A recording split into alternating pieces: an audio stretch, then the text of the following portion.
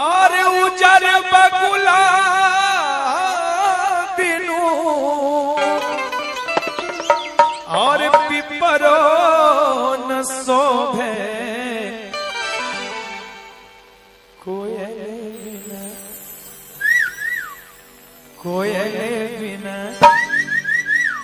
कोयल बिना बगिया ना शोभे राजा, कोयल बिना बगिया ना शोभे राजा, कोयल बिना बगिया ना शोभे राजा, कोयल बिना बगिया ना शोभे राजा, कोयल बिना बगिया ना शोभे राजा, कोयल बिना बगिया ना शोभे राजा, कोयल बिना बगिया ना शोभे राजा।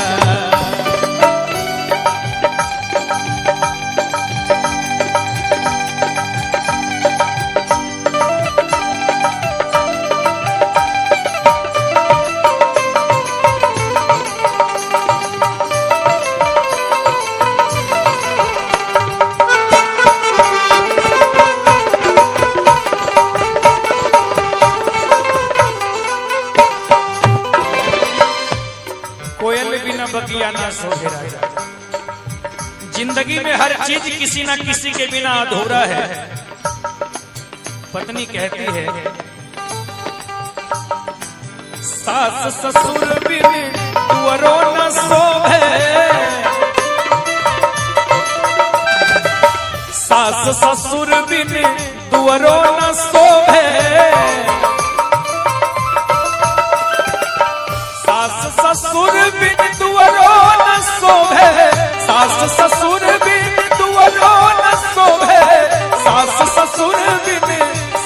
ससुर बिन तुअरो न शोभे, देवर बिना देवर बिना देवर बिना अंगना न शोभे राजा, देवर बिना अंगना न शोभे राजा, देवर बिना अंगना न शोभे राजा।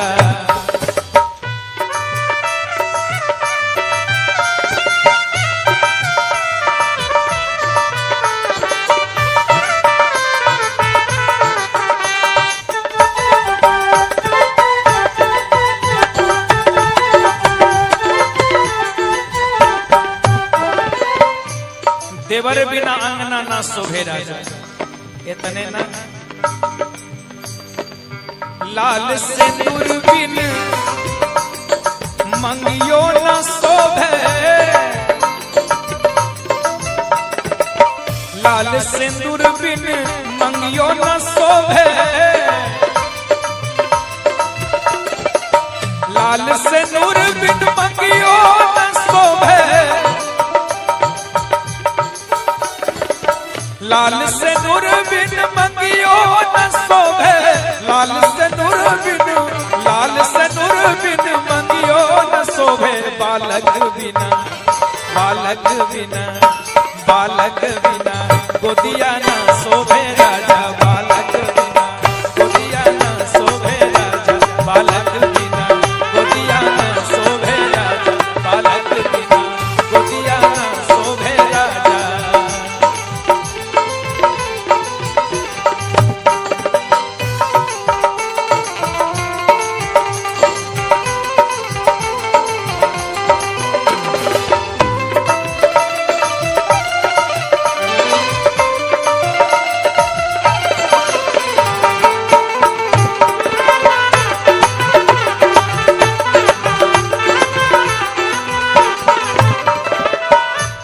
बालक बिन गोदिया न शोभे राजा, है ना।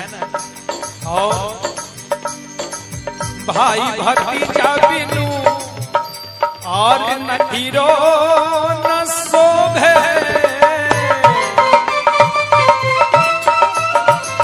भाई भतीजा बिन नहीरो न शोभे, भाई भतीजा बिनु भाई भतीजा बिनु नहीरो न शोभे, भाई भतीजा बिनु नहीरो न शोभे, भाई भतीजा बिनु नहीरो न शोभे, सैया रे